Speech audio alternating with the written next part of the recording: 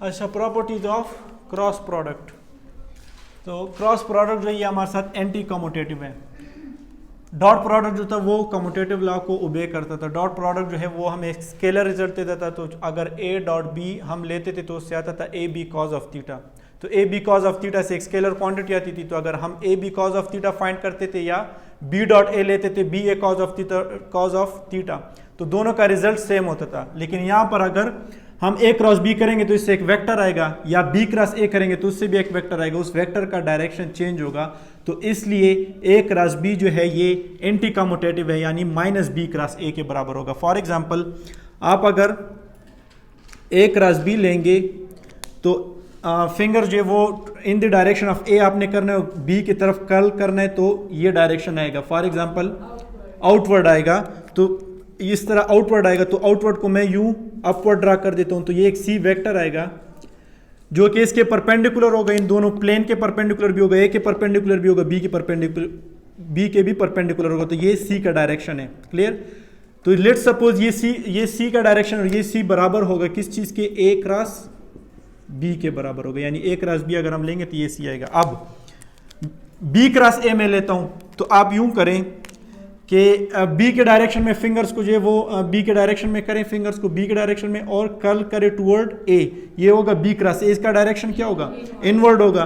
तो ये इनवर्ड को मैं यूं ड्रा कर देता हूं, तो ये मेरे साथ होगा, अगर ये सी है तो ये इनवर्ड होगा, माइनस सी आएगा। इस सी के अपोजिट होगा ना, इनवर्ड। ये सी जो है ये आउटवर्ड है और ये जो ब्लैक सी है ये इनवर्ड है। तो आउटवर्ड जो है वो इनवर्ड के अपोजिट डायरेक्शन में, तो इसलिए मैंने सी को माइनस सी से रिप्रेजेंट किया और ये बराबर होगा बी क्रॉस ए के।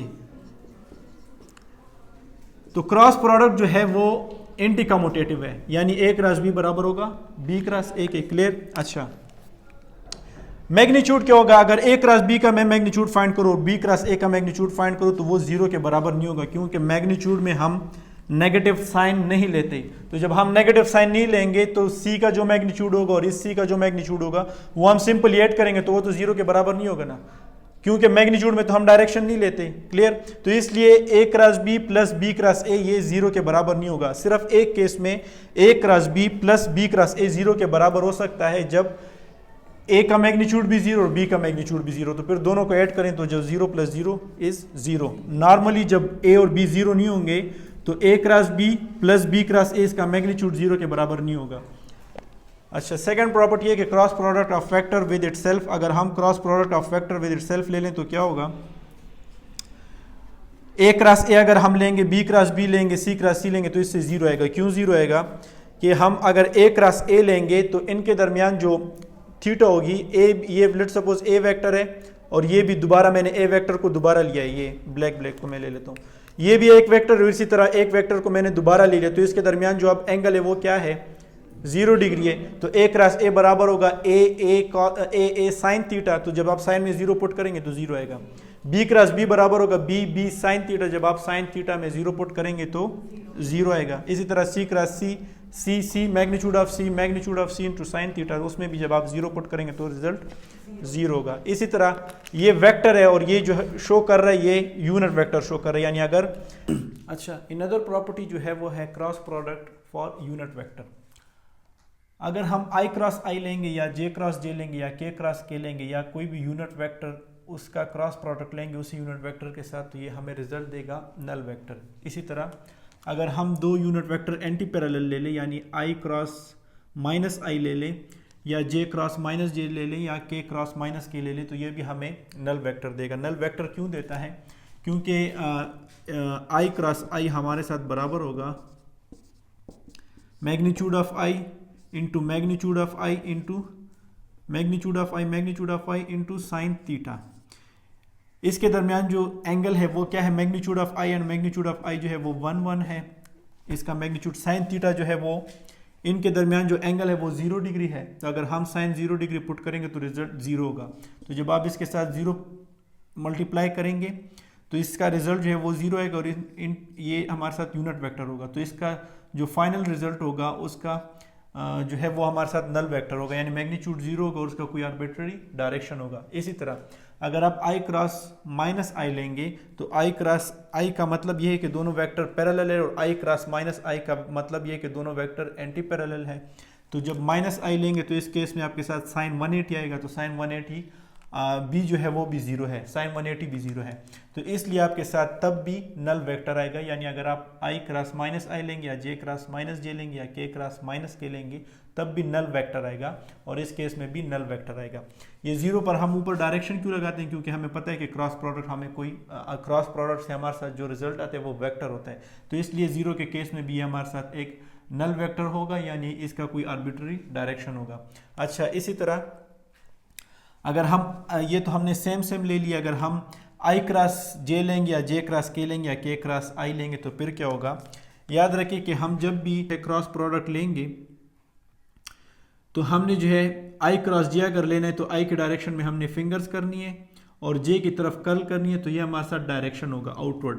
तो i क्रॉस j यानी एंटी क्लॉकवाइज जब हम जाएंगे, ये हमारे साथ है i क्रॉस j, तो ये हमें रिजल्ट देगा k के डायरेक्शन में देगा, यानी पॉजिटिव k हमें देगा। इससे हमारे साथ रिजल्ट आएगा k के डायरेक्शन, और k का डायरेक्शन जो है वो i क्रॉस j का जो प्लेन है इसके परपेंडिकुलर होगा, यानी ये k का डायरेक्शन होगा।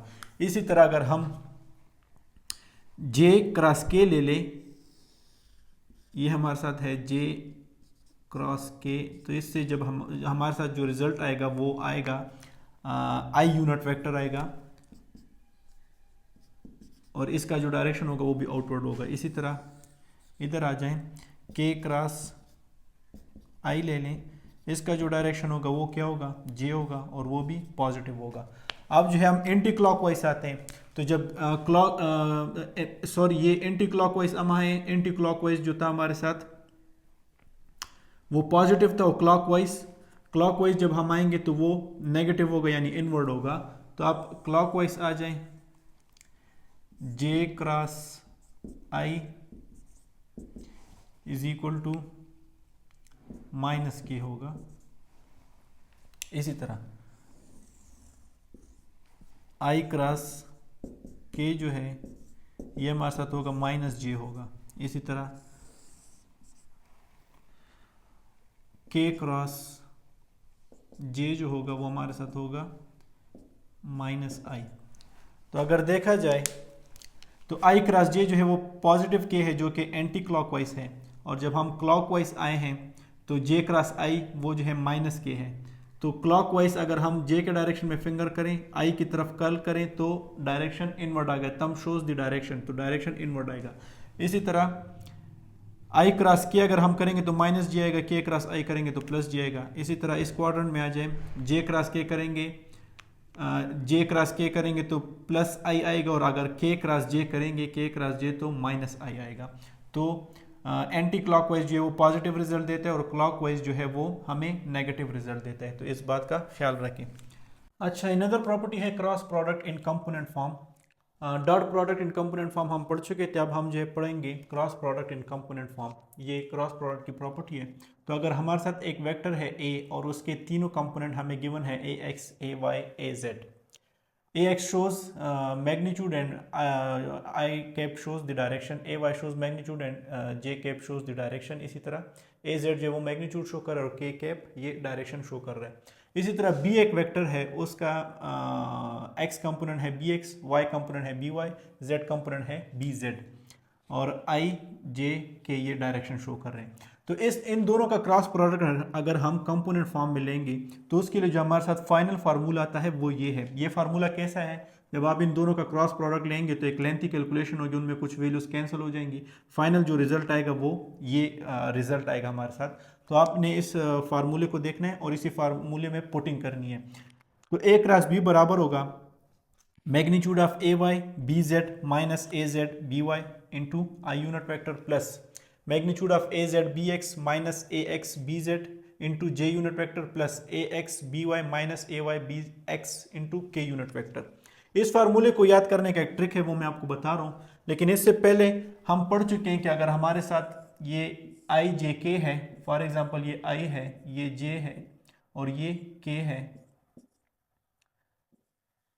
तो अगर हम i क्रॉस j लेंगे तो ये जो हमें डायरेक्शन देगा वो k के डायरेक्शन में होगा, यानी अगर k ये है तो ये जो हमें प्लेन देता है वो जो जिसके प्लेन के परपेंडिकुलर होगा वो प्लेन होगा i क्रॉस j का प्लेन होगा। यानी अगर हम इसी तरह i क्रॉस j ले लें तो ये जो हमें डायरेक्शन देता है वो डायरेक्शन होता है k, यानी k के डायरेक्शन में होता है और k होगा इन दोनों प्लेन के परपेंडिकुलर। तो अब याद करने का तरीका ये है कि a क्रॉस b को, ये a क्रॉस b वेक्टर है, इस फार्मूले को याद करने का तरीका ये है कि आप जो है पहले लिख लेंगे i, फिर ये प्लस यहाँ पे आ गया है j और फिर प्लस ये k यूनिट वेक्टर।